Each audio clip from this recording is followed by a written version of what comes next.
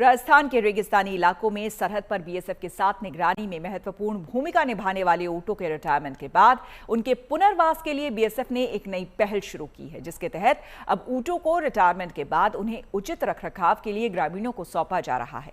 इसलिए हमारी जो अगली यानी कि तीसरी गुड न्यूज है वो है सेना से रिटायर्ड ऊँटों के संरक्षण की मुहिम। रेगिस्तान का जहाज कहे जाने वाले ऊँट रेगिस्तानी इलाकों में बीएसएफ की टुकड़ियों के साथ सरहद की पहरेदारी में बेहद उपयोगी साबित होते हैं, लेकिन सेना में इन्हें 16 साल की उम्र या फिर 10 साल की सर्विस के बाद रिटायर कर दिया जाता है। ऐसे में रिटायर किए गए ऊँटों को नीलामी के बाद बेच दिया जाता है, लेकिन अक्सर शिकायतें आती थी कि नीलामी में खरीदे गए वृद्ध ऊँटों को अनुपयोगी मानकर या तो उन्हें वधशालाओं में भेज दिया जाता था या खराब स्थिति में छोड़ दिया जाता था। ऐसे में बीएसएफ ने अब रिटायर्ड ऊँटों को उन ग्रामीणों को सौंपने का फैसला किया है जो उनको अपने पास रखने में रुचि दिखा रहे हैं।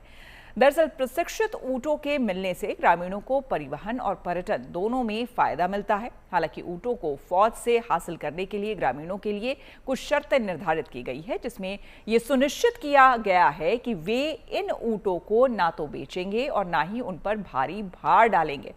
इसके अलावा बीएसएफ इन ऊँटों के स्वास्थ्य की भी नियमित जांच करेगी।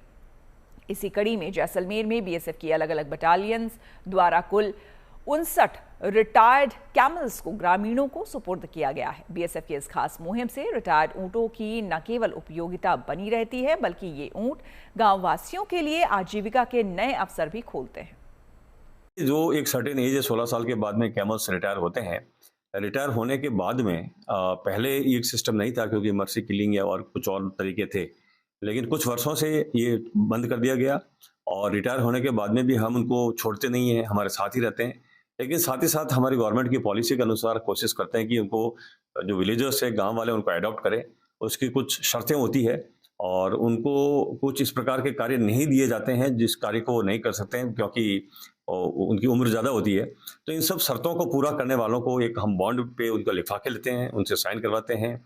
साथ ही साथ वो उस गांव के सरपंच से कराते हैं और इस शर्त के साथ में उनको देते हैं कि समय समय पर हमारे जो वेटनरी डॉक्टर्स हैं उनको चेक करेंगे, उनकी हेल्थ चेक करेंगे। और अभी हमने हमारे सेक्टर में करीबन 60 कैमल्स को अडॉप्ट करवाया है, जो विलेजर्स हैं उन्होंने किया है। लेकिन ये है कि अडॉप्ट करने के बाद में भी हमारी उनके ऊपर निगरानी रहेगी और हमारे डॉक्टर्स जाके उनको चेक करते रहेंगे।